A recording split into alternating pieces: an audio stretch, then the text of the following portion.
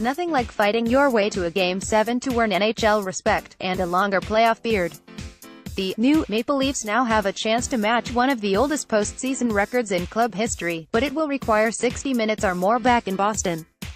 Toronto made it on the strength of two close character-challenging efforts, a tight win in Game 5 at TD Garden in Boston and Monday's 3-1 decision at the ACC. Good jam, was coach Mike Babcock's appraisal of giving up the first goal Monday, then coming right back to tie it up and survive a tense final period.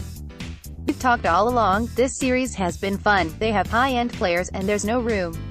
But we think we're going to win. We started poorly, 0-2, then crawled our way back.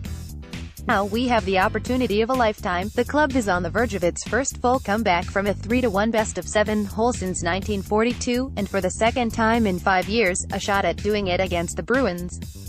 That 2013 match ended at TD Garden in a squandered 3-goal lead in overtime hell, watched by, among others, a 16-year-old Mitch Marner in Markham. I just turned off the TV and went upstairs, recalled Marner, who had a goal and assist Monday.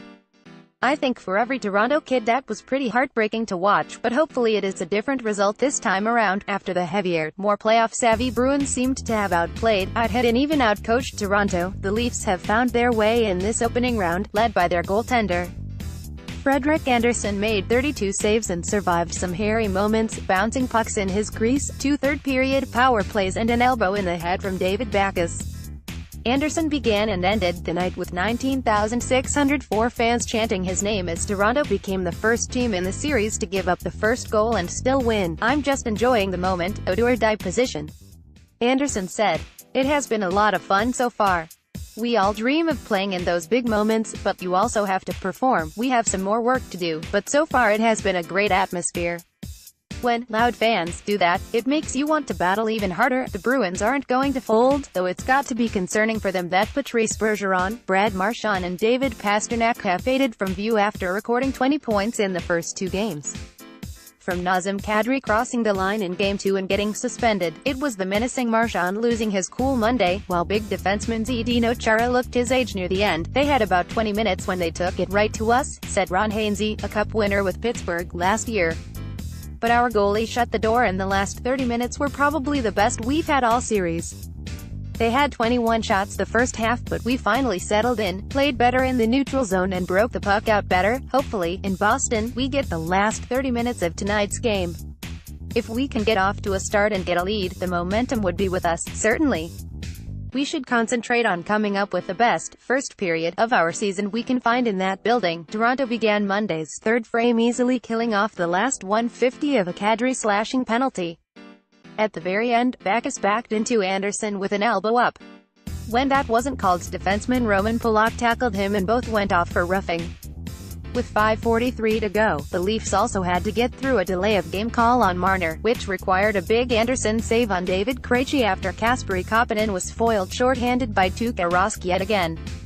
It was Kadri's first home appearance of the series after his 3-game suspension, centering William Nylander and Andreas Johnson. After a scoreless first period, there were 3 goals in the opening minutes of the second, yet only 2 counted after a Leafs goal was called back. The Bruins won key draws against the Matthews line with Krejci bouncing one off Jake DeBrusk through traffic at 1:02. However, that lead stood up just 35 seconds, with Nylander starting and finishing his own rush with a nice pass and then knocking in a Nikita Zaitsev rebound. Nylander had been blanked through 4 games and taken off Matthews' wing. Andersen then went into his regular season routine of bailing out his mate's own zone miscues. Freddie starts the confidence on our team and it just goes up through the defense and forwards, Marner praised. A missed Marchand clear at 13:25 went to Marner for a no-look backhand that Ross muffed. After leading the Leafs in regular season, Marner is at a team-high 8 playoff points, adding another on Tomas Plekanec's empty netter. Plekanec's checking role against Bergeron and his penalty killing has quickly brought fans to his corner after an unremarkable start as a Leaf that went right through Game 2. He was acquired specifically to deal with division rival Boston. I didn't come here to fight for ice time or think about fan approval, Plekanec said. Any player will tell you the more you play the better you feel, but whatever I have, I'll try to do the best I can and I'm happy it's working here. Our fans are unbelievable and hopefully we come back for another one. Babcock had pounded away at his "this is your time" message to his players before the match. You want to consider yourself partway through your career, at least by the end, that you're a guy who got it done at this time when it mattered. I don't think you've got to do special things, I think you've got to do your job and you'll be great together. We think of a big game and someone hit a home run, but it was all those plays before that guy hit the home run. Hornby at postmedia.com.